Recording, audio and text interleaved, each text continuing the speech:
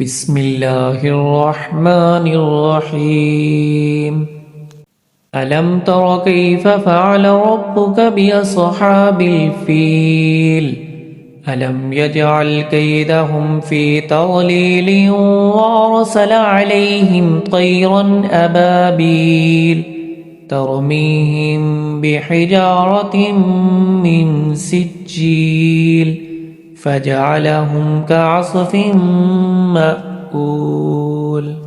بسم الله الرحمن الرحيم لإيلاف قريش إيلافهم رحلة الشتاء والصيف فليعبدوا رب هذا البيت الذي أطعمهم من جوع وآمنهم من خوف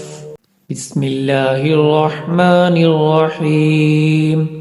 أرأيت الذي يكذب بالدين فذلك الذي يدع اليتيم ولا يحض على طعام المسكين فويل للمصلين الذين هم عن صلاتهم ساهون الذين هم يراءون ويمنعون الماعون بسم الله الرحمن الرحيم إنا أعطيناك الكوثر فصل لربك وانحر إن شانئك هو الأبتر بسم الله الرحمن الرحيم قل يا أيها الكافرون لا أعبد ما تعبدون ولا أنتم عابدون ما أعبد ولا أنا عابد ما عبدتم ولا أنتم عابدون ما أعبد لكم دينكم ولي دين بسم الله الرحمن الرحيم إذا جاء نصر الله والفتح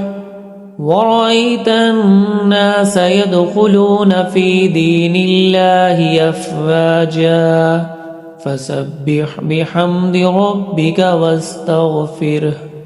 إنه كان توابا بسم الله الرحمن الرحيم تبت يدا أبي لهب وتب ما أغنى عنه ماله وما كسب سيصلى نارا ذات لهب وامرأته حمالة الحطب في جيدها حبل من مسد بسم الله الرحمن الرحيم قل هو الله أحد الله الصمد لم يلد ولم يولد ولم يكن له كفوا أحد بسم الله الرحمن الرحيم قل أعوذ برب الفلق من شر ما خلق ومن شر غاسق إذا وقب ومن شر النفاثات في العقد ومن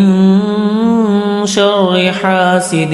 إذا حسد بسم الله الرحمن الرحيم قل أعوذ برب الناس ملك الناس إله الناس من شر الوسواس الخناس الذي يوسوس في صدور الناس